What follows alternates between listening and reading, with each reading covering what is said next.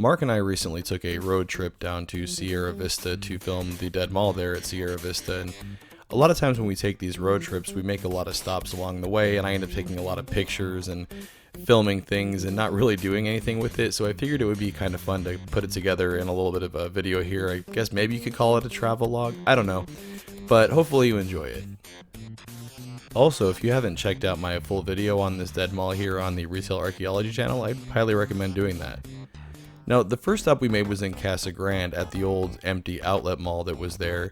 I did a video on this place a while back, and we just stopped here real quick because there's actually roving security now, but these old electric car charging stations really caught my eye. Now, the last time we were here, these were still powered up, but they're pretty much destroyed now.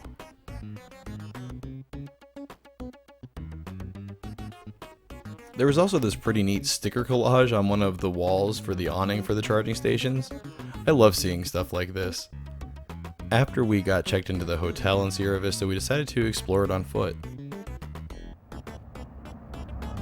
So we're walking around Sierra Vista in the middle of the night.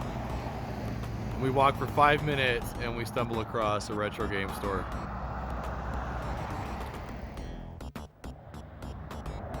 I see pinball machines and arcade games. This is gonna be awesome.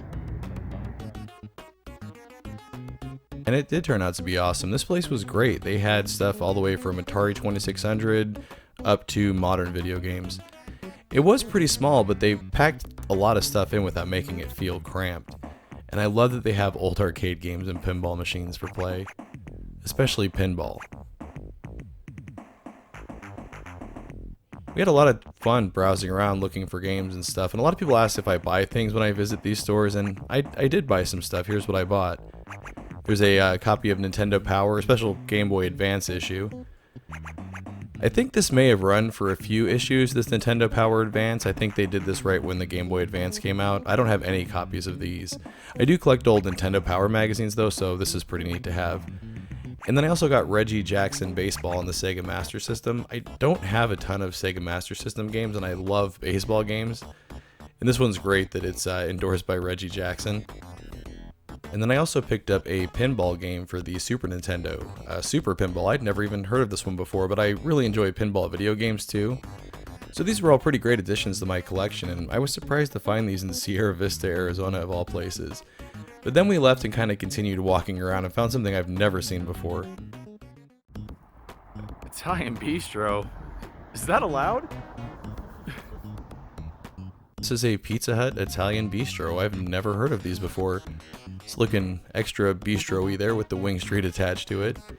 Unfortunately, we didn't have time to check out what the inside looked like, but the next time I'm in Sierra Vista, I'm definitely going to check this out because I'm intrigued. We continued exploring on foot, and we found this interesting place, Gabriel's Game Room, and I just thought these pictures were actually kind of creepy. I've never seen a play place like this either. Right near that was this other place though, Julie and Sammy's 33 Flavors, and I love that name. This place was really neat. They had thrifty ice cream, which is probably one of my favorites as far as by the scoop ice cream goes. They also had a lot of other stuff too besides ice cream, lots of candy and novelties and things. It's always fun looking at stuff like this. It kind of reminds me of being a kid. They also had like hot dogs and nachos and stuff. This was a really interesting place. Here's a closer look at the ice cream counter. Look at all of that delicious thrifty ice cream.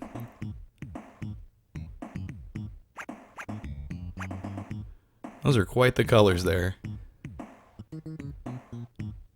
Place was a pretty decent size too, and they had a lot of skill cranes and things, and they had a little playroom, and right outside that playroom they had one of those multicades, a cocktail table version. This is pretty neat. And then here's a look inside that playroom. The next day we were looking for a place to eat, and we came across this abandoned steakhouse. Steak sounded really good, but didn't look like that was going to be in the cards for us. Looks like this place has been closed for a while. Just a toilet, out in the middle of nowhere.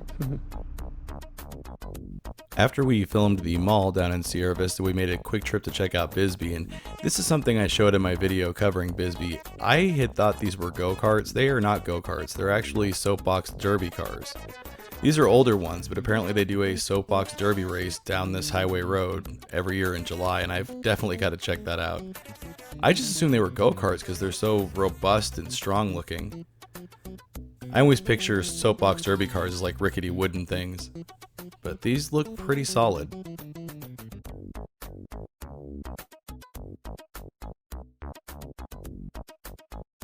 If you like Art Deco architecture, Bisbee is a great place for you to check out. Between the Cochise County Courthouse building there, this Art Deco style fountain that's out in front of it, and even this copper statue, there's just a lot of that influence around Bisbee.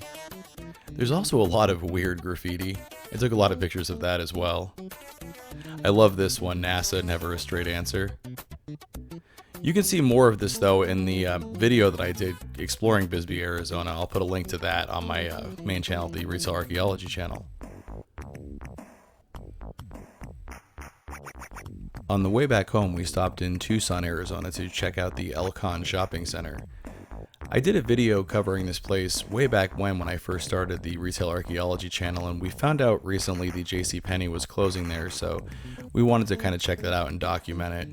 And while I was there, of course, I took a bunch of pictures because this is a really neat shopping center. I love this old sign. This is back from the Elkhon Mall when this was a mall originally. And we were very happy to find that the old graffiti that's in one of the tucked in corners near the JCPenney building is still there. Some of this stuff dates back to the late 90s. In the future, I'm going to try and compile videos like this from when Mark and I take road trips, just so I can kind of show everybody the pictures and other weird little things I filmed. Anyways, as always, thanks for watching. Want to see your name here? Head on over to patreon.com/retailarchaeology to find out how you can help support the channel. Hey everybody, thanks for checking out this companion episode to some of the recent Retail Archaeology episodes that have come out. If you enjoyed it, make sure to hit those like and subscribe buttons, and also make sure to check out the Retail Archaeology channel.